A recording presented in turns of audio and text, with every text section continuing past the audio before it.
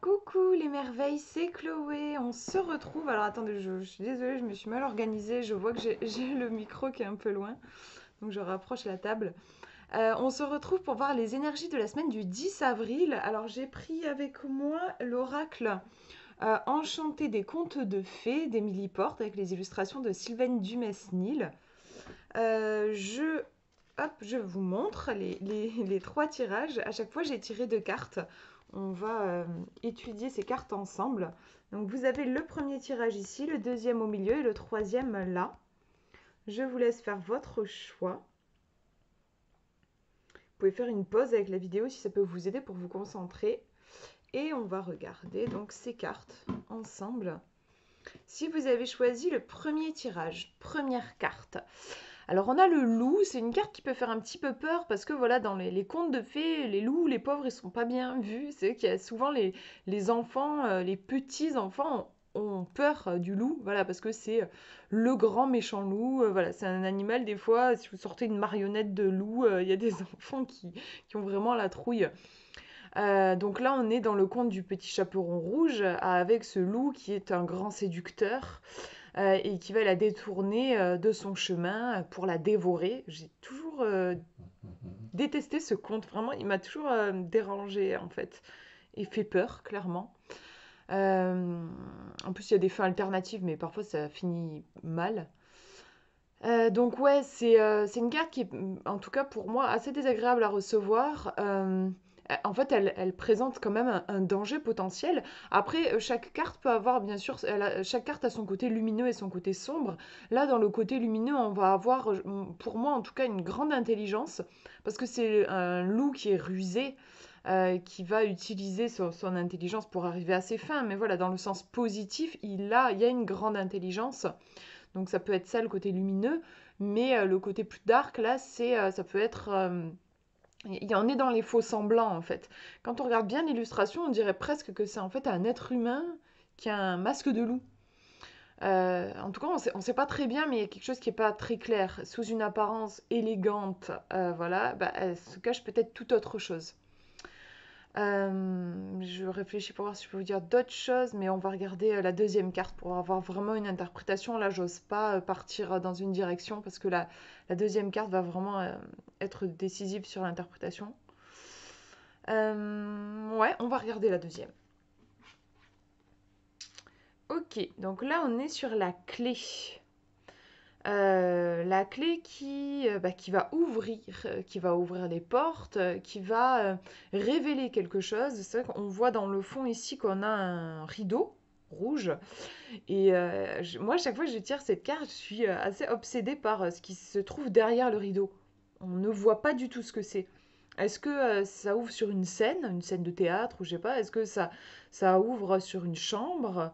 Donc, est-ce que ça ouvre sur quelque chose d'intime ou est-ce que ça ouvre sur quelque chose de public?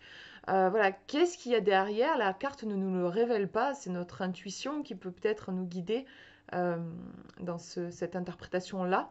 En tout cas, voilà, la clé, elle va ouvrir, elle va permettre de révéler quelque chose qui a été dissimulé jusque-là. Et c'est là pour moi que les deux cartes se retrouvent, parce qu'avec le loup, on est sur quelque chose qui est caché, en fait. Ce loup a une apparence de dandy, euh, mais c'est un peu ambivalent, quoi. Un loup déguisé en humain, est-ce que c'est un loup? Est-ce que c'est en effet un humain parce que derrière on dirait qu'il a des yeux. Enfin, il y a quelque chose en fait, de pas très clair. C'est quand même une carte, oui. Enfin, dans le conte du petit chaperon rouge, on peut clairement dire que le loup n'est pas honnête. Il est vraiment dans la manipulation. Il y a quelque chose qui est caché, en fait. Il y a vraiment quelque chose qui est dissimulé avec ce tirage. Euh, pour moi aussi, la carte du loup va renvoyer au mental, parce qu'on est quand même sur un personnage qui est très intelligent. Donc peut-être notre mental, clairement, il n'a pas accès à tout. Hein, il reste limité. Et peut-être que cette semaine, on va être en recherche de quelque chose. Peut-être notre mental va essayer de trouver une porte de sortie dans un labyrinthe. Et c'est rarement le bon outil, en fait, hein, le mental, quand il y a quelque chose qui est caché. En général, c'est plus notre intuition, notre corps, notre instinct qui va pouvoir nous aiguiller. J'ai envie de tirer peut-être ouais, une autre carte pour avoir un conseil par rapport à ça. Là, moi, ce que je vois au niveau des énergies, vraiment, c'est qu'il y a quelque chose de dissimulé, quelque chose de caché. Donc attention aux apparences, ne foncez pas tête baissée, par exemple, si vous recevez une proposition alléchante. Voilà, ne vous fiez pas aux apparences, ne vous fiez pas à la première impression, voilà, ce qui semble clair pour tout le monde, genre ah oui, ça a l'air super, ou cette personne a l'air géniale et tout ça. Il va falloir creuser, les choses ne sont pas comme elles paraissent. Il y a peut-être quelque chose aussi, en effet, qui est logé au niveau inconscient. Hmm, je pense que je vais tirer une petite carte en plus, ouais.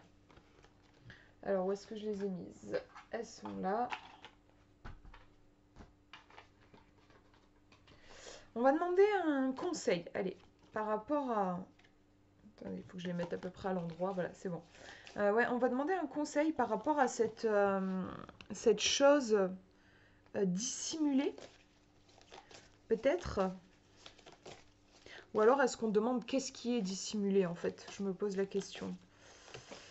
Allez, on va demander ça. On va voir qu'est-ce qui est caché. Qu'est-ce qui est caché? Ouais, c'est rigolo, je trouve, d'avoir les petits cailloux. Il y a quelque chose ici de sinueux. On retrouve, je parlais de labyrinthe, hein, en fait. Je parlais de labyrinthe et de ce mental. Là, en fait, ouais, on est vraiment dans des énergies assez mentales.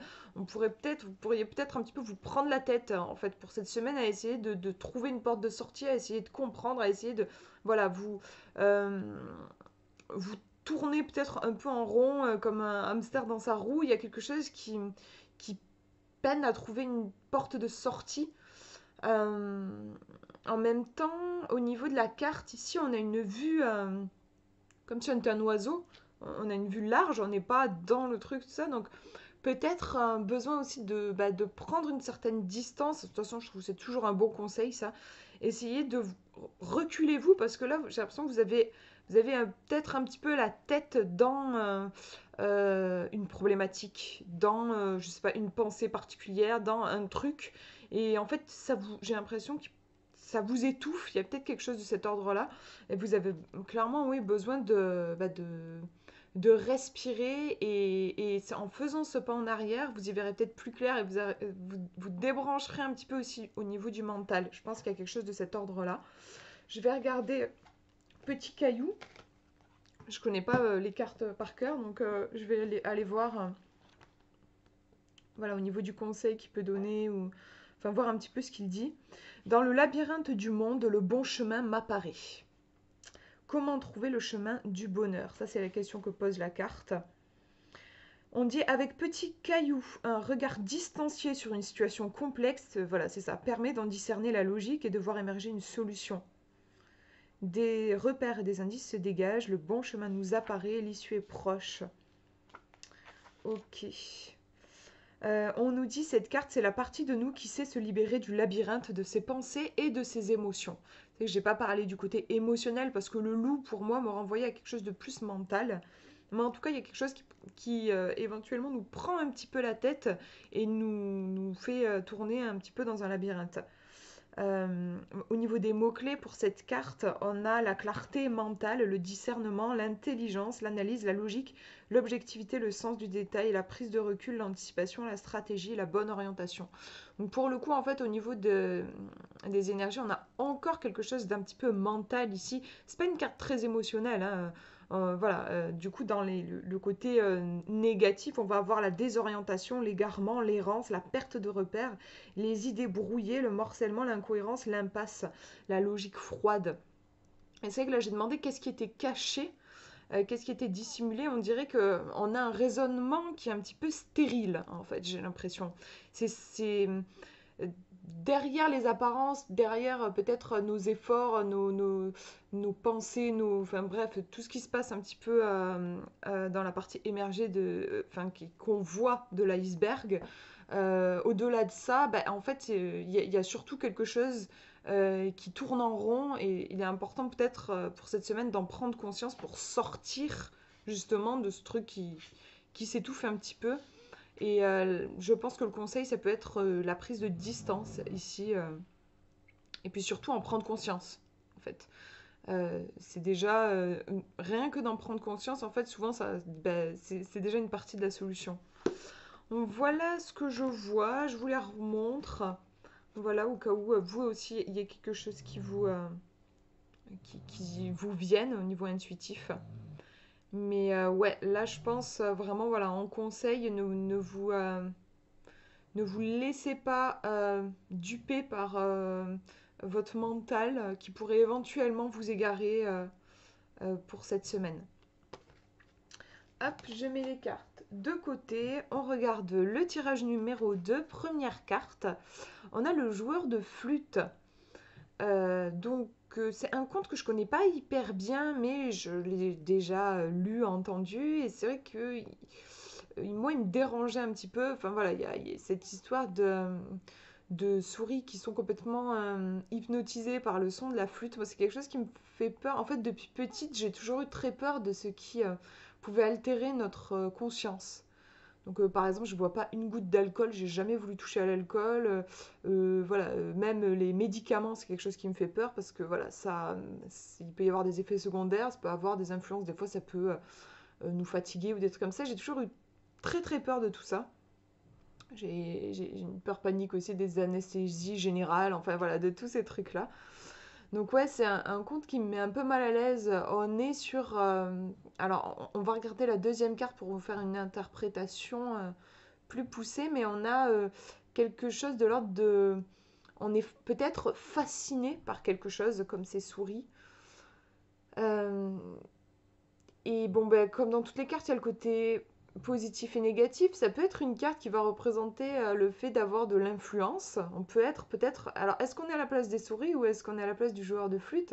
Si on est à la place du joueur de flûte, voilà, c'est une carte qui va pouvoir représenter un certain charisme, peut-être, un pouvoir d'influence. On se rend compte que voilà, nos mots ont une vraie portée, nos actions aussi, que même on peut être un peu on a un côté leader, chef de file.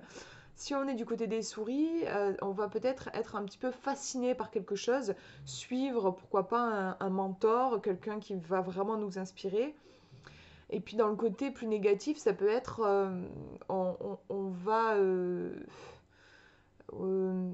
le fait d'être fasciné vraiment par quelque chose, des fois ça peut être une fuite en fait, une fuite de soi.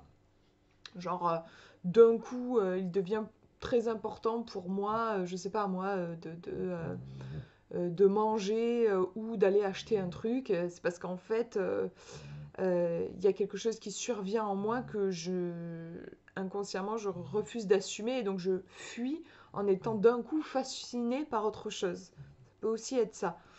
On va regarder la deuxième carte pour avoir une interprétation plus poussée.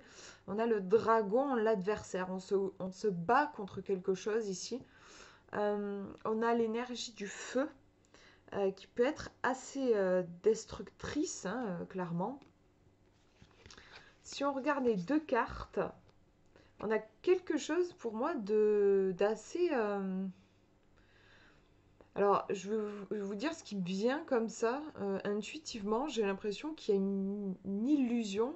On se bat contre quelque chose euh, qui, qui en réalité n'a pas d'intérêt. On ferait mieux d'arrêter le combat.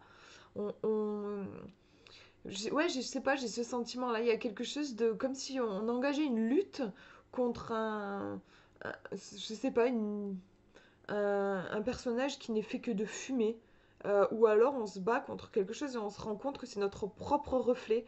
En tout cas, il y a quelque chose qui n'est pas très conscient. En fait, je pense que je suis influencée par la carte du joueur de flûte. Où voilà, ces souris n'ont plus leur libre arbitre. Elles sont complètement sous l'influence de la flûte magique. Et ce combat, du coup, comme on a cette carte avant, est-ce qu'il est tout à fait conscientisé en fait? Est-ce qu'il est, est-ce que c'est une juste cause? Est-ce que je sais, si je me mets à la place du chevalier, est-ce que je sais vraiment pourquoi je fais ce combat? Est-ce que finalement je suis pas en train de combattre, mais parce que c'est une mission que m'a donnée le roi? Et bêtement, enfin voilà, on m'a éduqué, on m'a appris à toujours suivre les ordres. Je suis voilà, dans l'ordre de la chevalerie, j'ai fait un serment et tout ça. Et puis du coup, je me pose pas la question. Je suis en train d'engager ce combat contre ce dragon, mais finalement, sans interroger vraiment ma conscience, parce que peut-être j'ai appris à ne pas le faire. En tout cas, on a peut-être quelque chose de cet ordre-là. Pour cette semaine, on vous invite là au niveau du conseil peut-être à vous réveiller, à réveiller votre conscience, à vérifier que vous n'êtes pas en train de suivre euh, un chemin qui n'est pas le vôtre. Et aussi là, on parle quand même de combat. Vérifiez aussi si vous êtes effectivement cette semaine dans une sorte de lutte, si vous vous sentez en lutte. Alors pouvez être en lutte contre plein de choses, ça peut être contre vous-même, ça peut être contre la vie, ça peut être contre votre entourage, contre des gens, contre votre travail, contre vos pensées. On peut lutter contre plein de choses. En tout cas, si vous vous sentez en lutte contre quelque chose, en combat, un peu comme si vous étiez un chevalier avec une épée, vérifier est-ce que c'est vraiment quelque chose de juste, de bon pour vous. Est-ce que vraiment c'est important de livrer cette bataille? Est-ce que ça vous fait du bien de livrer cette bataille? Des fois, ça peut faire du bien de livrer une bataille parce que voilà, on sent qu'on se bat pour quelque chose de juste, parce que, je sais pas, moi, on se bat pour une cause. Voilà, si je repars dans l'histoire du chevalier. Parfois, en effet, c'est important de brandir l'épée et d'être dans cette énergie un peu yang, un peu de Mars, d'action et pourquoi pas même un peu belliqueuse. Voilà, savoir aussi poser ses limites et tout ça. On peut des fois avoir envie, besoin d'être dans cette énergie. Mais parfois, c'est juste pas adapté en fait. C'est un combat qui fait que nous pomper notre énergie, nous puiser notre énergie, nous fatiguer finalement. Et voilà, j'ai l'impression qu'il y a quand même une histoire de danger, hein, parce qu'avec les souris, si je me rappelle bien, elles finissent dans le canal, elles finissent dans l'eau, elles se noient. Donc ouais, j'ai quand même l'impression, moi pour moi, c'est au niveau des énergies, on a un combat qui n'est peut-être pas forcément nécessaire. Attention, on a vraiment une histoire de conscience. Vérifiez que vous restez bien en accord avec vous et que vous n'êtes pas sur pilote automatique en mode je fais ça parce qu'on m'a dit de le faire ou parce que j'ai pas le choix. En réalité, on a toujours le choix, mais vérifiez justement si vous n'êtes pas en train de vous dire ça. Genre, je fais ça parce que j'ai pas le choix. Là, c'est que vous êtes peut-être un petit peu comme les souris qui sont en train d'entendre ce son de flûte. Et il y a peut-être quelque chose de cet ordre-là. Je réfléchis pour voir si je peux vous dire autre chose. Ouais, juste, je vois ici, on a des. Je sais pas si vous voyez bien, mais on a des feuilles de houx. Il y a vraiment quelque chose qui pique, hein, quand même. Voilà. Euh, donc pour moi, c'est une petite mise en garde, entre guillemets, hein, dans le sens où là, il me semble vraiment que là, ouais, c'est un combat qui n'a pas lieu d'être, quoi. Genre relâcher la pression. Euh, je pense que le conseil, à l'inverse, ça serait plutôt de faire preuve de douceur et d'incarner une énergie de paix. Vous n'avez pas besoin de livrer bataille, quoi. Là, moi, j'ai l'impression qu'il y a un truc comme ça. Vous n'avez pas besoin de livrer bataille pour cette semaine. Reposez-vous, calmez-vous, tout va bien. J'ai l'impression qu'il y a quelque chose de cet ordre-là. Voilà. Pour ce tirage, on va regarder le numéro 3. Si vous avez choisi le troisième tirage, première carte. Alors, on a le château qui apparaît. Donc, on voit que c'est la carte numéro 4 dans le jeu. Donc, en numérologie, le 4, c'est vraiment la stabilité. Et on retrouve en effet ce château qui va nous offrir une certaine sécurité. On voit le portail fermé. On a vraiment une impression de poids.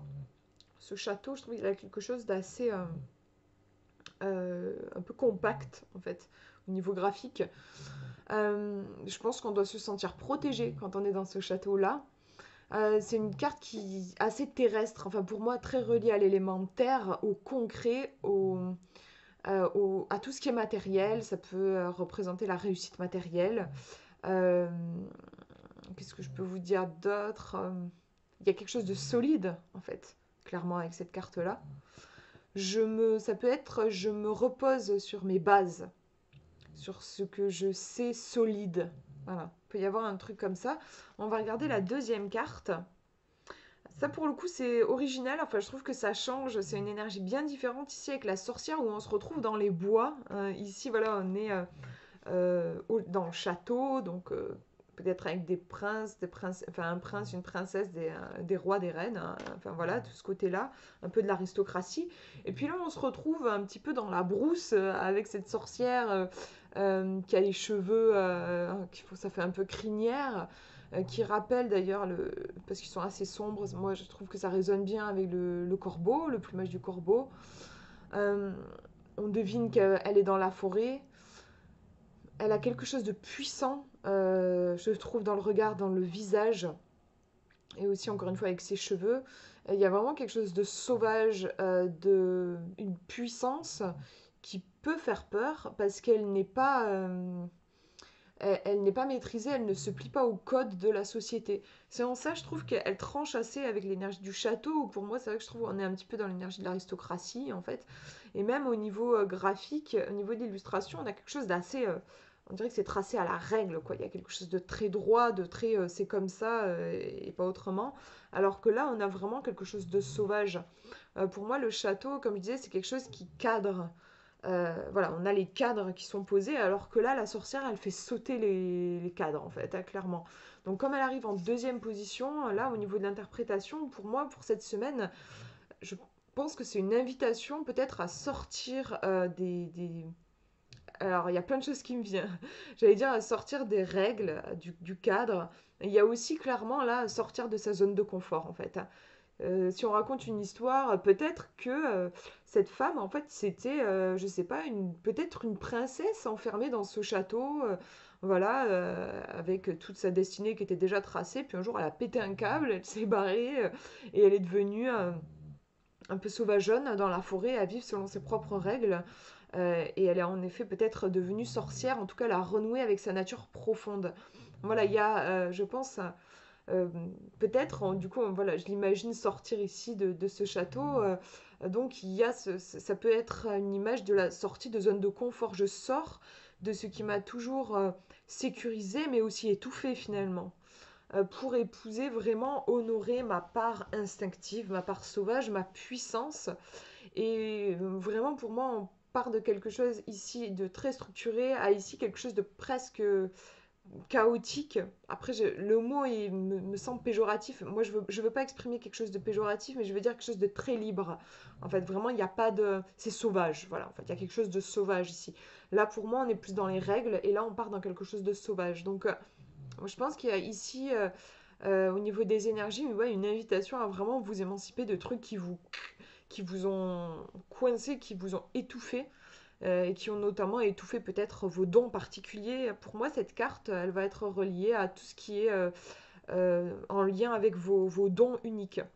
Donc voilà, ça peut être, enfin on a tous des dons particuliers, ça peut être un sens artistique, ça peut être une capacité à communiquer, ça peut être une grande sensibilité, ça peut être n'importe quoi, enfin voilà, mais en tout cas on a tous, hein, voilà, euh, des capacités particulières. Pour moi, la sorcière, elle va vraiment honorer ça. En fait, elle va honorer son essence, voilà, ce qui lui est propre, et elle se fout complètement du regard de la société. Donc, c'est une invitation, je pense, aussi à ça. En tout cas, les énergies vont favoriser cette poussée d'énergie et aussi, il y a un côté je j'apprends à m'aimer et aussi à me faire passer au premier plan. Il y a un côté indépendant en fait chez la sorcière. Là où si on vit dans un château, on a peut-être voilà, des serviteurs, on s'inscrit dans un certain cadre social. La sorcière, je la ressens assez solitaire, assez autonome. Voilà. Donc il y a un côté aussi apprendre à s'aimer et à faire un retour peut-être aussi vers soi. Et, et juste, ouais, je reviens, mais je l'ai déjà dit, mais parce que là, je pars sur un truc un peu social, mais il y a quand même avec le château, on n'est pas sur la carte du village, parce que je sais qu'il y a la carte du village dans ce jeu. Le fait que ce soit le château, c'est aussi vraiment une invitation à laisser tomber pour moi, les règles, à accepter aussi peut-être de s'écarter de sa sécurité matérielle, enfin de tout ce qui est sécurisant, genre voilà, le château c'est ça aussi, je vous disais, il y a ce rapport-là.